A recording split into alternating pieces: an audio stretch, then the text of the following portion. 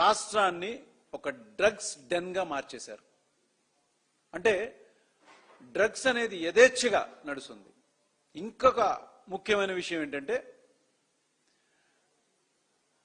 పేకాట్లకి south ఇండియాలోనే కాదు ఈ దేశంలో ఎక్కడి నుంచైనా కూడా మన ఆంధ్ర రాష్ట్రంలోకి వచ్చి పేకాట యథేచ్ఛగా ఆడుకోవచ్చు. లైసెన్స్ పర్మిషన్ పర్ఫెక్ట్గా ఉందని చెప్పని చాలా స్పష్టంగా జరుగుతున్నటువంటి నిన్న ఒక రైడ్లో కూడా బయటపడింది. అంటే ఏదైతే ప్రభుత్వం చేపట్టాల్సినటువంటి కార్యక్రమాల్ని కానీ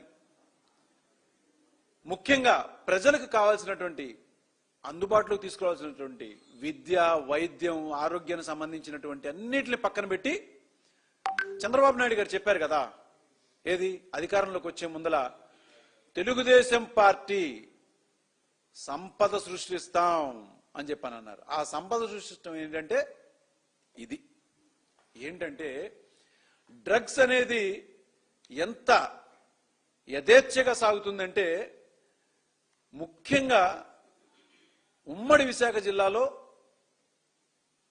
సీనియర్ నాయకులైనటువంటి తెలుగుదేశం నాయకుల యొక్క కనుసన్నలో నడుస్తుంది. కాబట్టే ఇవాళ ఆ ఏరియాలోకి ఎక్కడా కూడా పోలీస్ వ్యవస్థ వెళ్ళడం కానీ పట్టుకోవడం కానీ జరగట్లేదు. మరి ఇంత యథేచ్ఛగా జరుగుతున్నటువంటి ఈ డ్రగ్స్ వల్ల మరి యువత భవిష్యత్ ఏం కావాలి?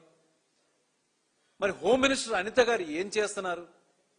పోలీస్ వ్యవస్థని దేనికి వాడుతున్నారంటే మనకు తెలిసింది ఏంటంటే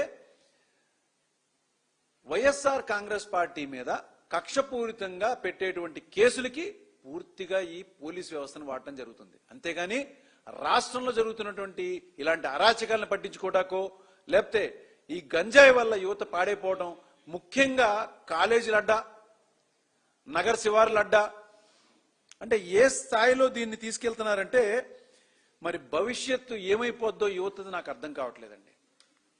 చాలా మంది నాయకులు ఏం చెప్తున్నారంటే మేము వచ్చే ముందలేమో మేము గంజాయిని అనేది యథేచ్ఛగా దాన్ని జరిగినటువంటి గత ప్రభుత్వంలో దాన్ని మేము అరికడతామని అన్నారు. ఇవాళ వాళ్ళు చేస్తున్నది ఏంటిది?